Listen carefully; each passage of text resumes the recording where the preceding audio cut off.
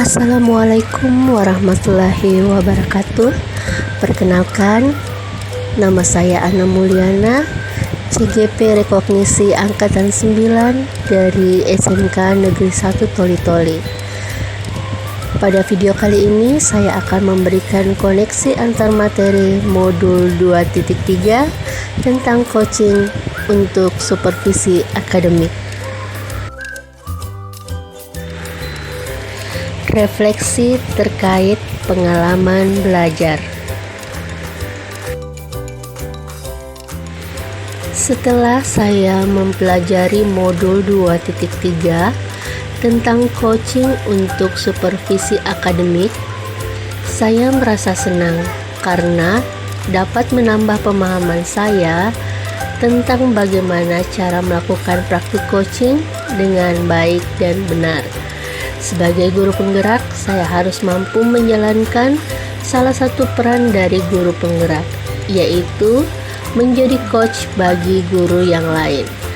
Sebagai coach, tentunya saya harus dapat menuntun rekan sejawat, khususnya di sekolah saya, untuk menemukan sendiri solusi atas masalah yang dihadapinya melalui kegiatan coaching.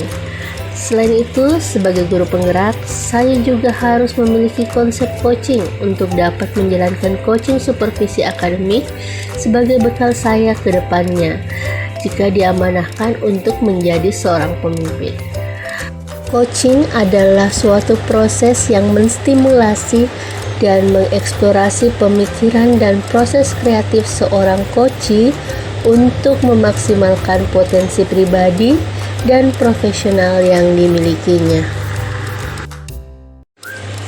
Agar mampu menjadi coach yang baik, saya harus memiliki paradigma berpikir coaching, yaitu fokus pada coachee atau rekan yang akan dikembangkan, bersikap terbuka dan ingin tahu, memiliki kesadaran yang kuat, dan mampu melihat peluang baru dan masa depan.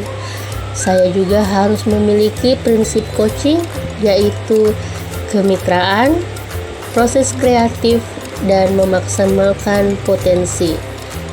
Dan juga harus memiliki kompetensi inti coaching, yaitu kehadiran penuh atau present, mendengarkan aktif, dan mengajukan pertanyaan berbobot. Agar proses coaching berjalan dengan baik, maka saya harus menerapkan mendengarkan dengan rasa, yaitu yang terdiri dari receive, perhatikan pembicara, terima semua ucapan dan dengarkan kata kunci. Appreciate, beri sinyal bahwa Anda mendengarkan seperti kata oke, ya, mengangguk, dan kontak mata. Kemudian menggunakan ask, yaitu ajukan pertanyaan yang untuk memperdalam. Kemudian summarize, yaitu rangkum yang Anda tangkap dan gunakan kata kunci seperti jadi. Agar proses coaching berjalan dengan baik, saya harus menerapkan alur percakapan Tirta, yaitu tujuan, yang berarti menyepakati topik pembicaraan dan hasil pembicara, kemudian melakukan identifikasi, yakni menggali dan memetakan situasi saat ini, hubungkan fakta-fakta yang ada. Selanjutnya, melakukan rencana aksi, yaitu mengembangkan ide untuk alternatif rencana aksi atau solusi. Dan tanggung jawab, yaitu berkomitmen akan langkah selanjutnya.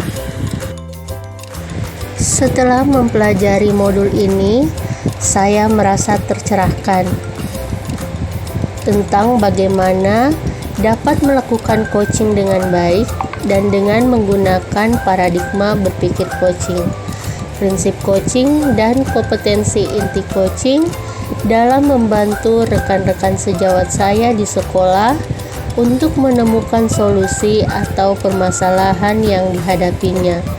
Saya juga lebih percaya diri dalam menerapkan coaching ini setelah beberapa kali mempraktikannya bersama rekan CGP yang lainnya dan dengan rekan sejawat saya di sekolah.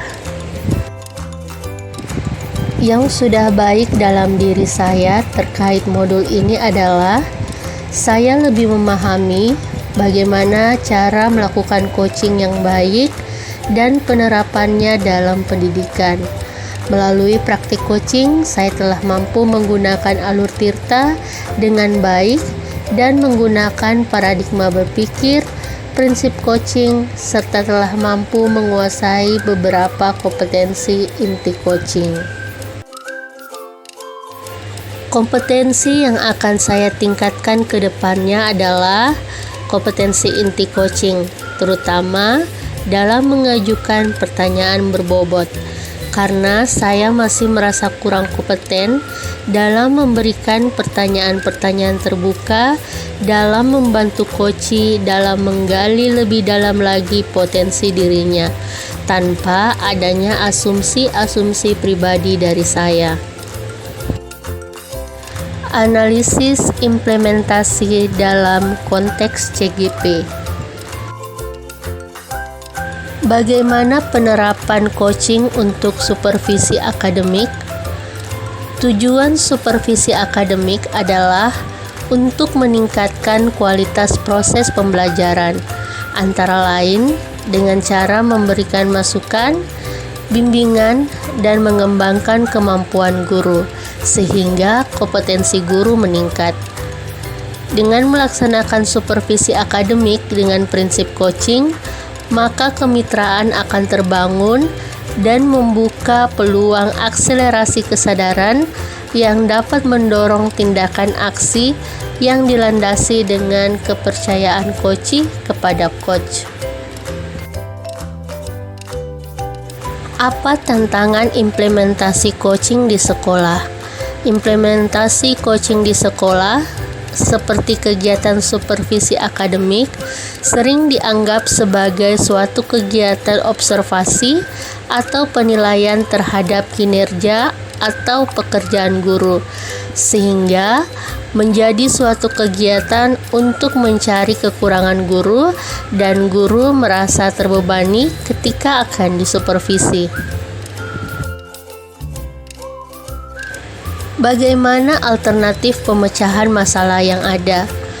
Untuk mengatasi masalah tersebut, maka hal yang dapat saya lakukan adalah melakukan sosialisasi kepada rekan sejawat tentang apa sebenarnya supervisi akademik itu dan bagaimana menerapkan konsep coaching dalam kegiatan perbaikan pembelajaran di sekolah melalui supervisi akademik, sehingga tidak menjadikan kegiatan supervisi akademik adalah suatu hal yang menakutkan dan membebani guru ketika akan disupervisi akademik. Karena tujuan dari supervisi akademik adalah meningkatkan kompetensi guru. Keterkaitan coaching dengan materi sebelumnya di paket modul 2, yaitu pembelajaran berdiferensiasi dan pembelajaran sosial dan emosional atau PSE. Keterkaitan coaching dengan pembelajaran berdiferensiasi. Sebagaimana kita ketahui bahwa pembelajaran berdiferensiasi adalah serangkaian keputusan masuk akal atau common sense yang dibuat oleh guru yang berorientasi kepada kebutuhan murid.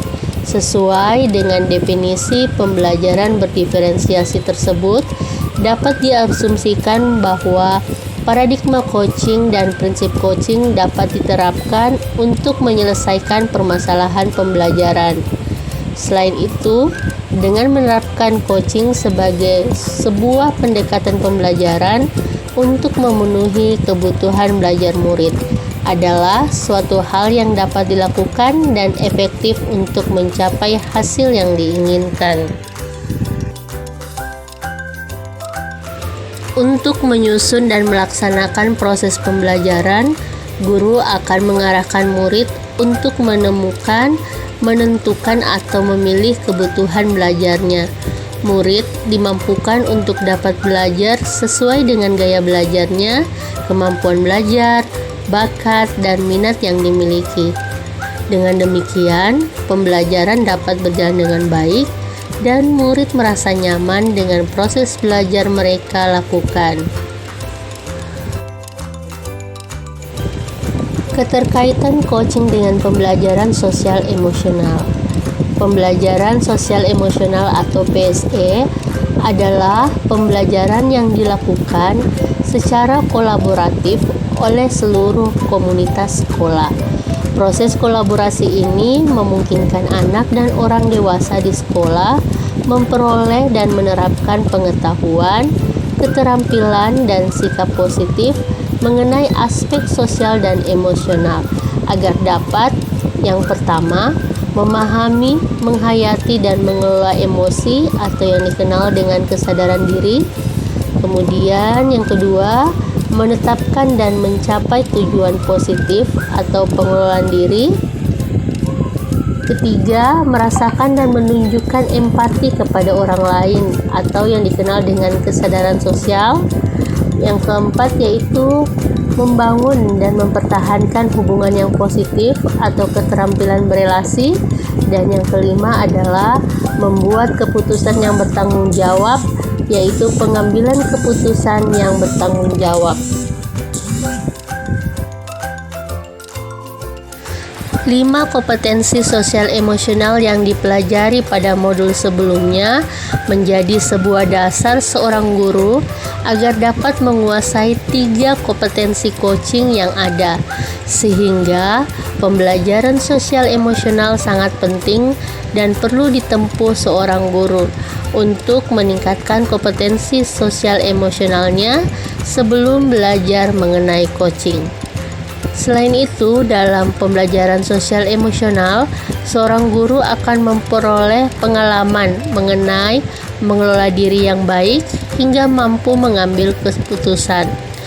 Salah satu teknik untuk mengembalikan kesadaran penuh atau mindfulness dapat dilakukan dengan teknik STOP atau STOP yang dapat diterapkan kepada coachee sebelum melakukan kegiatan coaching. Dengan demikian, coaching akan terjadi baik dan memampukan coachee dalam menemukan solusi masalah yang dialami. Keterkaitan keterampilan coaching dengan pengembangan kompetensi sebagai pemimpin pembelajaran. Pemimpin pembelajaran yang baik menurut saya adalah seseorang yang memiliki prinsip dan mampu menerapkan paradigma coaching untuk supervisi akademik. Paradigma coaching dan prinsip coaching untuk supervisi akademik sangat perlu dimiliki oleh seorang pemimpin pembelajaran untuk dapat melakukan evaluasi dan refleksi pembelajaran sebagai bahan perbaikan ke depan. Selain itu, kemampuan coaching seorang pemimpin pembelajaran harus selalu ditingkatkan dan diasah guna supervisi akademik yang dilakukan. Melakukan supervisi akademik dengan teknik coaching akan lebih efektif dibandingkan dengan teknik lain. Karena dalam coaching, seorang coachee mampu menemukan potensi positif dalam diri maupun potensi lain di sekeliling sebagai solusi atas masalah yang dihadapi. Suatu hal yang muncul atas inisiatif atau hasil pemikiran reflektif seseorang biasanya lebih bertahan lama atau berjangka panjang dan memberikan kesan makna yang mendalam ketika berhasil diterapkan. Demikian pemaparan saya tentang koneksi antar materi modul 2.3. Terima kasih. Wassalamualaikum warahmatullahi wabarakatuh.